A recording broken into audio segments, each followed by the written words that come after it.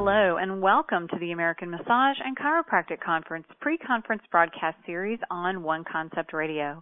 I'm Felicia Brown and I'll be your host for this interview and series. This is one of several broadcasts with the presenters and experts who are appearing in Atlanta, Georgia, May 17th through 19th, 2013, and who are brought to you by One Concept. I'd like to take this opportunity to thank the 2013 American Massage and Chiropractic Conference sponsors, Massage Warehouse Script, MPA Media, the Chiropractic Leadership Alliance, 100 Year Lifestyle, Mindfluence, ABMP, BioFreeze, and Massage Envy Careers for making this year's event possible. Our special guest today is Dr. Matthew Norton. Matthew and I will be talking about his class at the conference, Ethical Strategies for Connecting with Your Public for Their Optimal Health. But first, let me tell you a little about Matthew. Dr. Matthew Norton has been a chiropractor for over 30 years and has continued to grow his practice even as he has taken more and more days off to pursue other projects. Since the release of his breakthrough book, Where Does It Hurt?, Dr. Norton has been traveling the country as America's holistic doctor, speaking and making numerous appearances on radio and television to promote natural healing methods. He is also the co-creator of the revolutionary Mindfluence Method Business Success Training System, which produces extraordinary outcomes for health professionals and small business owners. Matthew, welcome back to the American Massage and Chiropractic Conference pre-conference broadcast series on One Concept Radio. Thanks, as always, for making time to talk with me about the event and about your class. Absolutely, Felicia. I'm excited to be here. I always love our conversations, and you are my favorite interviewer, so this is good. Well, compliments will get you everywhere, so feel free to just deliver them with reckless abandon. Okay. So, of course, I want to talk about the class that you're offering. You're actually doing the same class in two different sections or 2 different days, I guess, offering the same class twice. But before we get into that, I really want to get your thoughts on the idea of creating community. This is something I've been talking about with all the presenters this year because part of the focus at this year's conferences is the idea of creating community by adding a community room. This is a place where attendees can visit with speakers more personally and learn more about how they can make a real difference at home in our profession. So, of course, Matthew, I'd love to know, why do you think it's important to create community in the chiropractic and healing arts world, in our practices or businesses, and at the conference? Well, after 30 years in practice, I see 2 common problems with healthcare experts in this specific area. One of them is they either stay separated in ignorance and distrust and then end up throwing grenades over the wall at those who seem different from them, or they excessively merge with each other and lose their unique individual identities and contributions. So community, as far as I'm concerned, can bring people together who have a mutual vision and have common interests so that they can share with each other and ultimately really expand on their collective impact in the world. So I think the experts can then understand each other better and learn how to play together for the sake of the public. And then the public, who frequently doesn't have a clue about the differences between massage, chiropractic, and, say, physical therapy, for example, they get to experience the uniqueness of each service and how these services can work together or which ones might be best suited for their individual situations. So I see this as a wonderful collective opportunity on all fronts, really.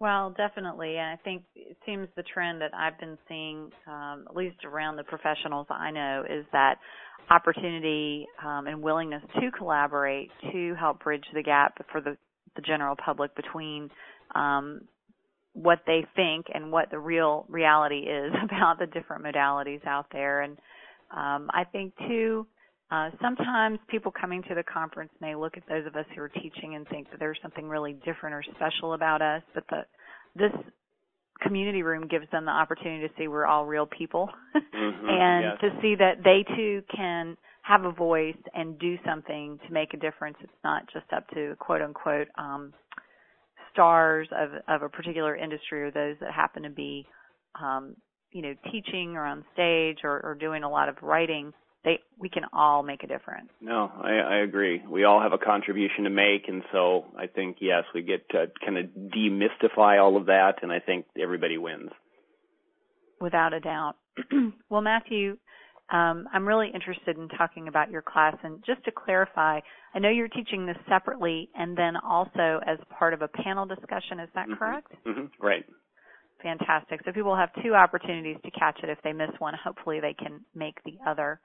But talking about the class, can you tell me what your primary concern is about the public's health status and how that relates to natural health practitioners?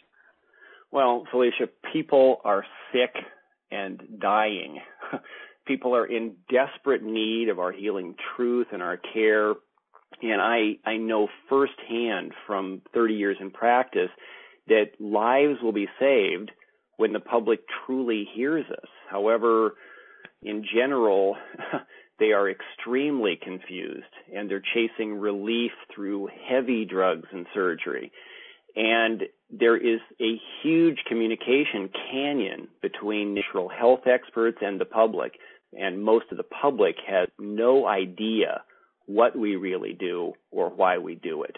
So that needs to change. We have an incredible opportunity to impact and shift the culture, and the public is unlikely to fully come to us, so we need to be in the process of moving our message to them.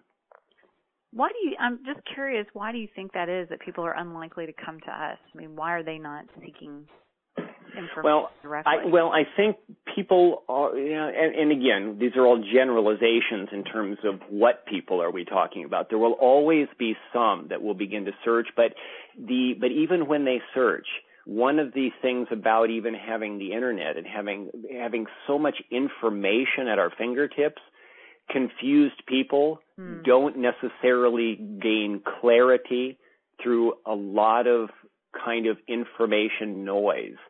And there's an incredible kind of biased training as people grow up in our culture towards what they think health is or isn't, and where they think health comes from, and who are the experts. And so I think it's incumbent upon those that have not been at the top of the food chain, so to speak, to historically, to clarify, to shed greater light on what they really have to offer. And because I don't think that the public I don't think we should trust them to sort it out very well on their own. Not that they don't have the potential, but I think it's a confusing mess a lot of times. So it sounds like what you're saying is that too much information, and maybe even, and I've experienced this myself, I think, too much information and some of it being misinformation, rather than causing someone to take action, causes confusion and makes them do nothing. Yeah, I think people get paralytic, and also it's I mean, clearly we have to be honest, it's not a level playing field.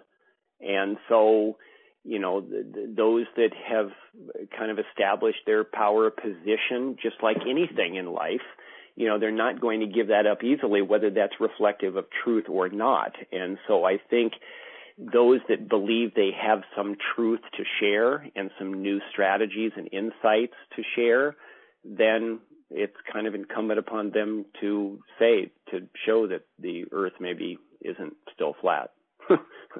Right. So what would you say are some of the critical skills to bridge the gap or level that playing field? Well, first, I think that natural health experts really need to get absolutely clear on their vision and on their personal inspired message. So what is it that they want to bring to meet the public's needs? And it needs to be at a place so that they can own it and they can clearly articulate what that is. And then from there, they need to know their own unique competitive advantage. Why should the public absolutely choose them?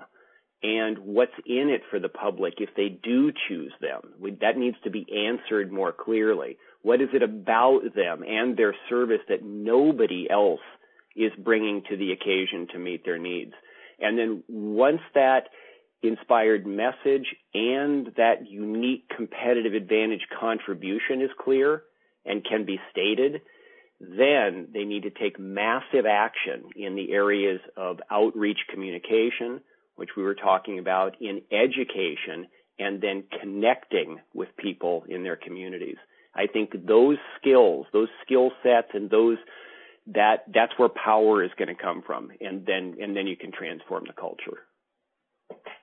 So basically, getting some clarity on what it is that you do and what you want to achieve in your business, and I'm just trying to rephrase this, make sure I understand. Being able to explain what that is, what your vision is, in other words, what your business stands for, what you're trying to accomplish, and then really getting that message out to people. Yeah, and that doesn't sound complex. I mean, it sounds really almost like obvious, overly simple. However, in working with healthcare experts in our Mindfluence method training, it's amazing how often people really are not clear on what their message is. What is that inspired message? What do you really want to say? And then how does that inform what you do? And then what is it really that's unique about you? Sometimes people say, well, there isn't anything really unique about me. Oh, well, then we better figure that out. Right.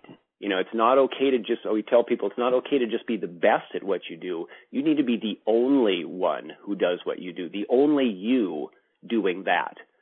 And until you come from that place, then there's still going to be a struggle. But even once you know that, then, yeah, you've got to then do something with it. That's where the idea of just build it, field of dreams, build it and they will come. Probably not. Right. So you got to take it to the people. Well, it's interesting. One thing, being a marketing coach, I talk to people about this type of thing a lot. And one of the things that I run across fairly regularly is people may have what they consider to be a vision and all of that, and they're articulating it, but they're saying it in words that their clients or patients don't understand.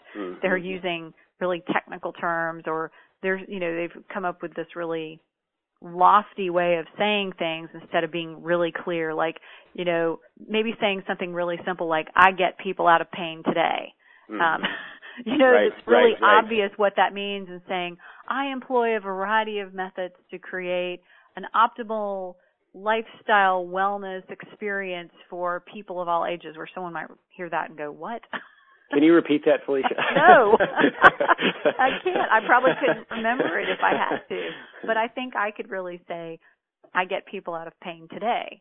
And, I think everybody that would hear that would be, would really understand that. Right.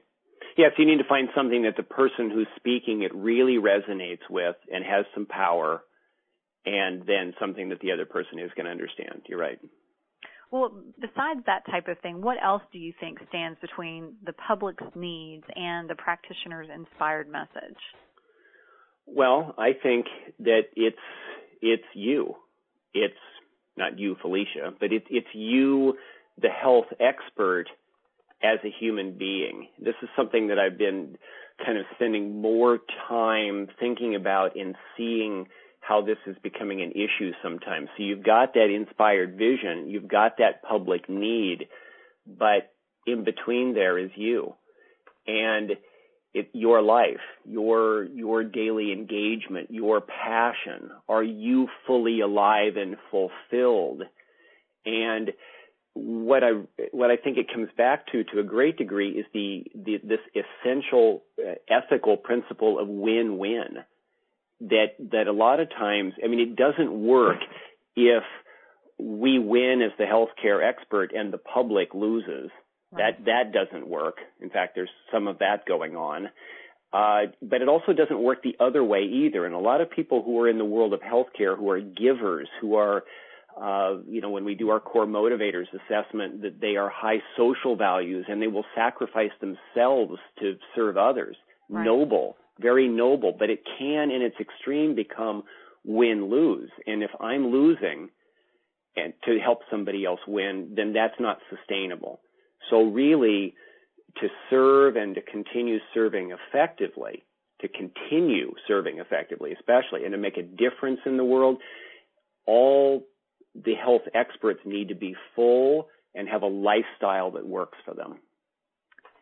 Yeah, I agree with that. And I think, from personal experience, I've had this ebb and flow back and forth, but, you can create such a demand for yourself by putting yourself out there that you then are overworked, burned out, and you're not getting, even though you might be making lots of money, you are not taking care of your own health, and then you end up not being able to serve your clients or patients very well. So it's learning to maintain that balance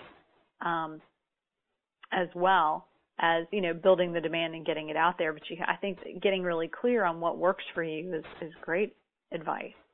Yeah, you have to have a life, and we talk about that with our clients as far as being, it's not just a matter of building a business. People have a business that they want to be more successful, and deserve it, and it should be. They have something great to offer, but it's really that business should serve a life. It should what fits with their lifestyle. Who are they and what do they really want? Otherwise, we have a person I spoke to just this morning was, really we helped her re-clarify her passion. She'd been in practice for 8 to 10 years and had all these shoulds. I mean, I know all these things to do, but I don't want to, and I don't like it when I do this or that, and I'm doing it because I should. And so we need to we need to spill over onto other people from our passion. She lost, and I just gave her permission to. That was the assignment. There's no shoulds now. What do you want? What makes your heart sing as you bring a message to help people? And she just is like, would turn the switch back on for her. Yeah, that idea of passion is really important. And I read something, I think just yesterday, that said what burns us out is not doing things like with all of our energy, we're really invested and excited and whatever. What burns us out is doing things sort of half-heartedly where we're kind of like dragging ourselves through. Mm-hmm. Like, oh, well, I should see this client or I should do this. Right. And I thought, wow, that's, I hadn't really thought about it that way. What happens when you're not passionate. Yeah. And I was like, oh, I could see a few things in my own practice. I'm still a practicing massage therapist, and I could see a few things there. I was like, well, that explains a lot. So I think because it's not good enough to just become, even if you become masterful at something and then you can even do it without, you could half do it in your sleep, but being asleep is probably not what you want to do. Do you still have passion? I like when you break passion down and it's pass I on. And then I think, what is it that I want to pass on? What is that I? If that I is suffering and struggling, then what am I passing on? But if I get back to that center, people respond to life. And if you're not bringing life, and you're just doing shoulds and going through motions, it's probably not going to work. Right.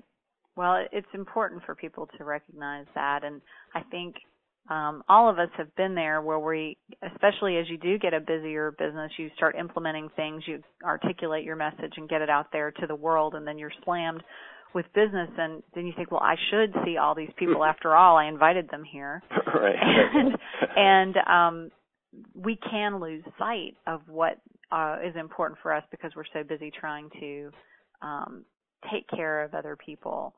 And I think I really have thought about this a lot because I see so many people going through the motions, and maybe they have lots of money, but they have no time and they're exhausted, or they've been so busy taking care of everybody else in their business that they're not making any money. And so then they wonder why they're so stressed or upset, or why they're not even able to bring in the clients that they need. I'm like, well, have you looked at,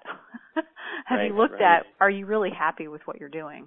So. And the business world doesn't exist in a vacuum. They've got probably a personal life, possibly a family, possibly children that add, there's extra demands or there's extra time engagement. And so sometimes it just becomes this kind of, just a kind of a soup pot full of incompletions and things that you're kind of doing part way that do suck the life out of you, I think, after a while. So it's important to get, sometimes people say, well, that's selfish. Well, I instead of selfish, I like the idea of being self-full. Be full and spill over. And if you're not full anymore, then you got to figure out how to get back to full. Without a doubt. Without a doubt. It's so important. So, Matthew, I know we talked a little bit in the beginning about, or at least in the introduction, about your training system called the Mindfluence Method. And I know that people listening are probably a little curious about that. Obviously, you're sharing some of your wisdom here, but this didn't just come about by accident. You're a successful doctor in your own right, but how did you go from being a successful doctor to being a business trainer? Well, I've learned a lot in caring for thousands and thousands of patients over 30 plus years now. And I spent 3 years of my spare time writing a book called Where Does It Hurt? And it was really just a labor of love that was just in me to do, that I wanted to do. I wanted to share some of these miracles. It was written for the public, not for healthcare experts. It was written for the public. But as I was doing more talks after I wrote the book, I was invited to speak more. I was invited to do and sought some of them out, but then also invited to do some radio and TV, and the response was great. And I just started. People were wanting to know more, how they could learn more about this, or get some more of my passion or my vision or the thing.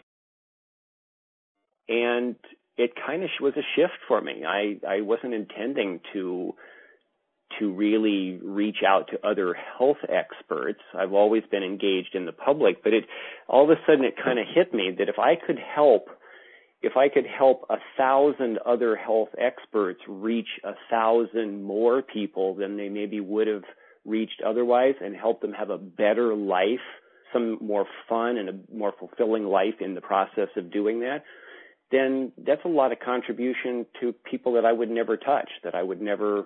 So it kind of became a next phase legacy for me. And as Bruce Hurley, my business partner, has often said, that as far as being a doctor, he felt like I was one of the most business savvy, professionals, kind of professionals outside of a business-focused professional, somebody in healthcare or something else that wasn't focused on business, a business degree or something like that. And so I think that's maybe who I am, and part of it is all I've learned. And so I'm loving it. I'm loving this next contribution for me. And we're doing some great stuff that we're happy, and I think we're making other people happy too. So it's a good thing. Well, definitely. I know your clients get a huge amount of benefit from working with you. What do you find most inspiring and rewarding in the Mindfluence business training? Well, not that long ago, what came to me was this continuum, and I saw that where they were at varying points on this continuum when we engage them, and they may even cycle back around at different points. It's not just a linear thing, but from the need for liberation, the need to be liberated from stuck places in their lives, in the way they see things, the way they're thinking, the way they're framing things, to stuck in models that are not working for them. So to help people achieve greater liberation from those stuck places, and then to be able to reinvent their business and their life so that they could get to greater success and fulfillment. So that continuous liberation to reinvention to success fulfillment. So kind of being able to help move people. And that's really what my 30 years plus in chiropractic has been, is releasing blockages so that people could get back to healing themselves, so there could be movement again, there could be flow again, a flow of intelligent information and action, taking action in their lives again. And so really that's what I realized that I'm doing here, is I'm helping to facilitate helping people get unstuck who are trying to help other people who are stuck. If that makes sense. So I'm helping the caregivers become unstuck and reinvent a better life so they can help more people more effectively. Yeah, it makes perfect sense to me. Absolutely. And so you mentioned 4 phases there, I think: liberation, reinvention, success, fulfillment, and maybe that comes through action. For the people that are listening, do you have any other suggestions or something that they could put into place right now to get unstuck or to get started in that process?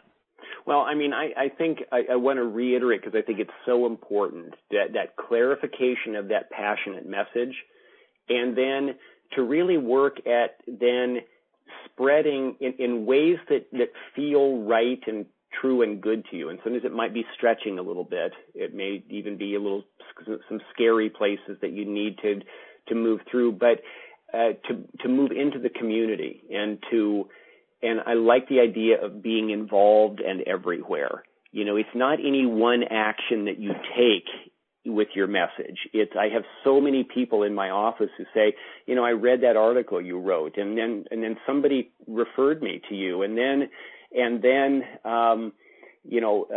another patient referred, and then another healthcare colleague of yours here in town mentioned you to me, and then I saw that you were speaking at thus and such. And so I think, sometimes we look at, tell me what's the one thing that I can do that's the magic button. And I think it's just a matter of spreading that passionate message everywhere you can, and that it adds up, and you start to become this confident, competent expert that people know about and look to.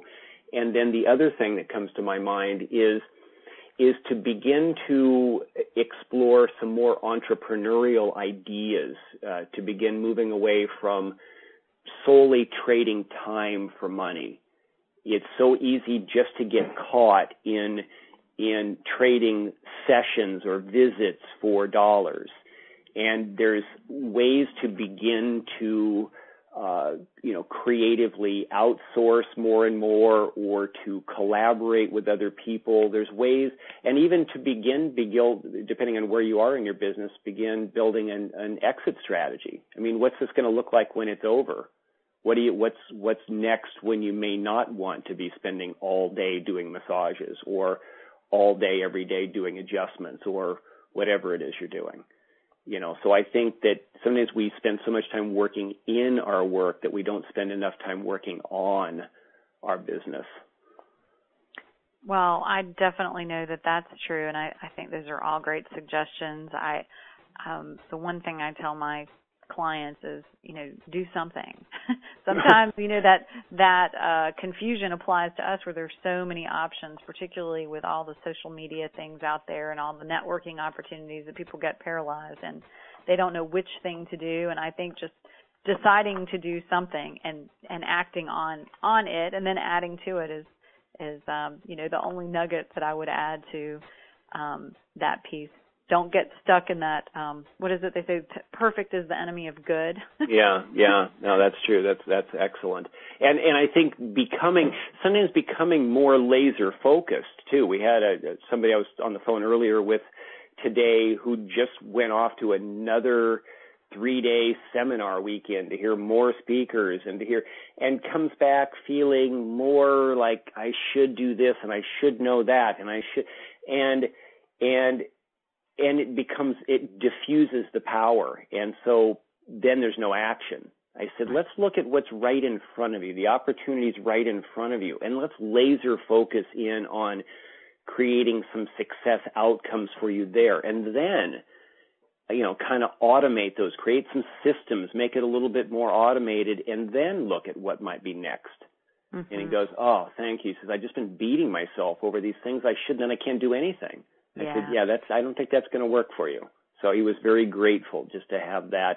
I said, extend yourself some grace, a little bit more latitude, and you don't have to know everything, do everything. And just because somebody else said that's a good thing to do doesn't mean that's the best thing for you or next for you. So let yourself be you and your story. You got a different story than these other people anyway, so.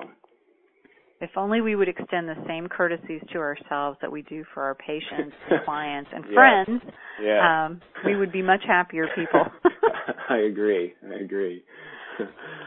Well, Matthew, I know that people listening are going to want to find out more about what you do if they're not, in fact, going to be at the conference, or if they just want to talk to you before May, they just can't wait that long. How can they get in touch with you and find out more about the Mindfluence method and all that you do? Well, if they want to communicate with me directly with any question or concern or to learn anything more, they can certainly email me at Dr. Norton, Dr. Norton at mindfluencemethod.com. That's MINDFLUENCE method. So we've merged mind and influence to make Mindfluence. mindfluencemethod.com, or we've also got some new things that are going up on our web page. We're kind of recreating a new website at mindfluencemethod.com, but we'll have in these next days, so maybe by the time they hear this, maybe not, but coming within the next few days, many different special training elements and offers and free gifts that they can get by going to mindfluencemethod.com, and included in that will be the offer of a 2-on-1 brainstorming session with me and with my Mindfluence co-founder, Bruce Hurley, and we're going to explore the most important success goal that the person would have, where they might be stuck, and how they might reinvent their business. So with no cost or obligation, we're just putting that out there to see if there's a connection, if there's a way that we can be of help. So they can go to mindfluencemethod.com, check out the choices of what's possible there. And then also at my talks, we're also going to be giving away some special success tools during those presentations. So I invite them to come check that out and see what's possible and maybe next to their lives. Well, I really recommend your class to everyone attending the conference. I've had the great fortune of being able to be in your class before, and I think it is well worth your time and investment, and certainly I hope people will take advantage of the various offers that you have on your website and at the class. You just will not be disappointed. If you guys listening have not figured it out, Matthew knows what the heck he's talking about, and will definitely help you get clear on your business, what you're trying to accomplish, and help you get where you want to be. Get where you want to be and happy being there. Well, thank you, Felicia. I appreciate your support. As we've talked about before, we're kindred mm-hmm. souls and on opposite sides of the country. But I just always feel like even if we don't talk for a while, that you're very enjoyable to speak with, and I always have a good time when we talk. So. Well, thank you, Matthew. It's a pleasure as always, and I just want to remind everyone the name of Matthew Norton's class is Ethical Strategies for Connecting with Your Public for Their Optimal Health. Matthew, of course, thank you for making time in your busy schedule to be with us today and for being a part of the 2013 American Massage and Chiropractic Conference. We're so excited to have you back at this year's event. Well, thank you for having me on the program on this interview conversation, and also just for being supportive in my involvement at the conference, and I look forward to seeing you soon. Likewise. And now, Matthew, I'm going to switch gears and make sure everybody listening knows how they can be a part of the conference. The American Massage and Chiropractic Conference is one of the largest exhibitions of massage and chiropractic products, continuing education and business opportunities for practitioners of both disciplines. This year's conference will feature over 100 exhibitors, continuing education classes of 1 hour, 3 hour, and 1-day workshops. Other events during the weekend include Friday night's famous Facebook meet and greet, where the theme is disco. And then on Saturday night, the One Concept Gala. The new conference value pass is just $87 and includes access to all 1-hour CE presentations, the trade show, contests, events, community events, and more. And this year we are also introducing the One Concept Pass, your ticket to full conference access. The One Concept Pass is just $349 or $299 if you purchase early, and includes full-day technique, business, and philosophy sessions with Steve Hoffman, David Fletcher, Troy Dukowitz, Lyle Coca, Dan Yochter, and Sharon Gorman. Half-day radiology with John Taylor, 3-hour sessions with Eric Plasker, Guy Reicherman, and Dennis Buckley, and 1-hour classes with Kira Bailey, Steve Weininger, Matthew Norton, and more. And CEs are included for chiropractors.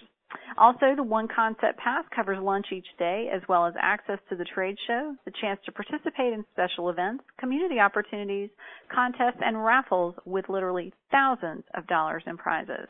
For students, the conference will be offering a special student program, SCORE, Student Chiropractors on the Road to Excellence, on Friday, May 17th from 2:30 to 4:30. This day is dedicated to chiropractic students who are currently enrolled in school or who will graduate in 2013 and includes access to our opening session and trade show on Friday. All of this is happening at the Sheraton Atlanta, and I definitely suggest you make plans to stay there if possible. Single or double rates are just $129 a night, but space is limited, so make your reservations now. Also, MPA Media is printing the American Massage and Chiropractic Conference event program inside their magazines, Massage Today, Dynamic Chiropractic, and Chiropractic Insights. These will be given out at the conference and distributed throughout the U.S. to over 133,000 practitioners.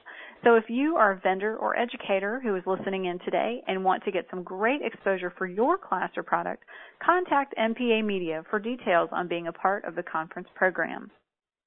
Now, if you're ready to register for the 2013 American Massage and Chiropractic Conference in Atlanta, and of course to meet Dr. Matthew Norton, myself, and the other amazing instructors, just go to oneconcept.com. That is the word one, O-N-E, concept.com to access the conference schedule and register online.